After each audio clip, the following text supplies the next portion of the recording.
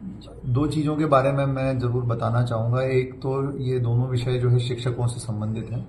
एक तरफ हम शिक्षकों की समस्याएं हल करने का पूरा प्रयास कर रहे हैं। आज जो जन सुनवाई थी उसमें सबसे ज़्यादा आवेदन शिक्षकों के ही थे, तो हम उनको हल करने के लिए हमने 7 दिन का टारगेट दिया है। दूसरी तरफ जो शिक्षकों से हमारी अपेक्षा है वो दो चीज़ों पर दो बहुत गंभीर विषय हैं जिन पर मैं सभी शिक्षकों का ध्यान आकर्षित करना चाहूँगा।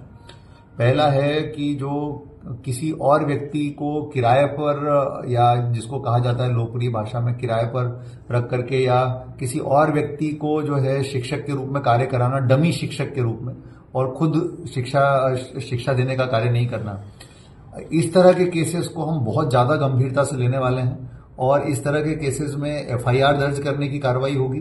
इस तरह के केसेस में जिन लोगों ने इसकी मॉनिटरिंग नहीं की है उनके वेतन से पैसा वसूली करने की कार्रवाई होगी।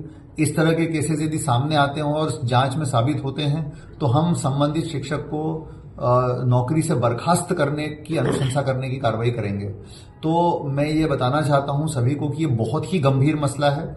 यदि कहीं से भी मेरे पास ऐसी शिकायत आई, और दमोह हेल्पलाइन को हमने इसके लिए एक्टिवेट किया हुआ है, दमोह हेल्पलाइन पर शिकायत की जा सकती है इसके बारे में कि कोई व्यक्ति किसी और डमी शिक्षक के माध्यम से शिक्षा दिलवा रहा है, तो हम बहुत कड़ी कार्रवाई करेंगे ऐसे मसलों में। तो कोई भी व्यक्ति इस तरह की हिम्मत बिल्कुल ना करे, इस तरह का काम बिल्कुल ना करे। और ये एक आपराधिक विषय भी है, ये 420 है कि हम जो है अपनी जगह किसी और को भेज रहे हैं, और ये शासकीय धन का गबन भी है कि हमारे को सैलरी मान लो 50,000 रुपए मिलती है, हम दूसरे व्यक्ति को 10,000 रुपए दे रहे हैं और उससे पढ़ाई करवा रहे हैं। तो इसका मतलब ये है कि हमने सरकार जो हमको वेतन दे रही है उसके बराबर हम काम बिल्कुल नहीं कर रहे।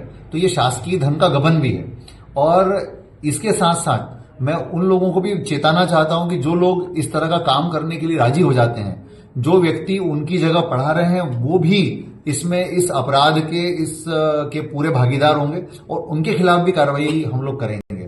तो इस मामले में सभी शिक्षक जो हैं वो बहुत सतर्कता बरतें हैं और कोई ऐसा कदम न उठाए जिससे कि आचरण नियमों का उल्लंघन यहां पर हो। दूसरा पॉइंट मेरा ये है कि जो शिक्षक, मेरे पास ऐसी शिकायतें भी आती हैं कि कुछ शिक्षक जो है ट्यूशन पढ़ाते हैं घरों पर। तो सरकारी स्कूलों के यदि शिक्षक हैं और ट्यूशन पढ़ाते हैं, आज हमने इसका एक सर्कुलर जारी किया है और इसमें पूरी प्रक्रिया जो मध्य प्रदेश शिक्षा संहिता है उसमें प्रक्रिया दी हुई है कि यदि मान लीजिए किसी शिक्षक को ट्यूशन पढ़ाना है तो वो कितने बच्चों को मैक्सिमम पढ़ा सकता है और इसके लिए प्रक्रिया क्या होगी।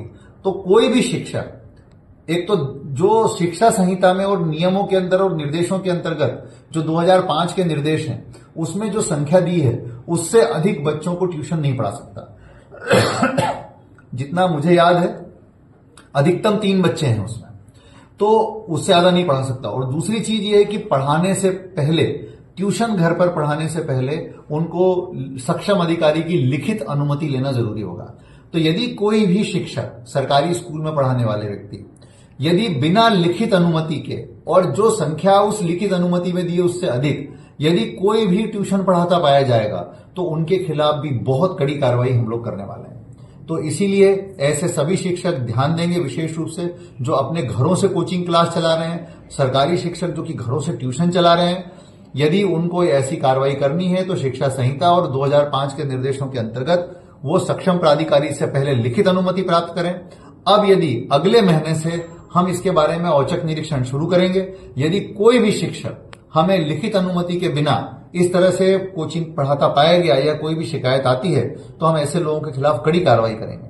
और इसके लिए भी हमने दमोह हेल्पलाइन का नंबर खोल दिया है। मैं रिक्वेस्ट करूंगा जनता से कि यदि ऐसा कोई केस आपको मिलता है 1 दिसंबर या उसके बाद से, तो हमको दमोह हेल्पलाइन पर बताएं। दोनों तरह की चीजों में, यदि मान लीजिए कोई डमी शिक्षक पढ़ा रहा है, किराए का शिक्षक, किराए से लेकर के शिक्षक पढ़ाया जा रहा है बच्चों को, या फिर कोई शिक्षक लगातार गायब है स्कूल से, या फिर जो है कोई सरकारी शिक्षक जो है ट्यूशन पढ़ा रहा है बच्चों को बिना अनुमति के, तो ऐसी चीजों को आप दमोह हेल्पलाइन के माध्यम से बताएं, हम इन पर कड़ी कार्रवाई करेंगे।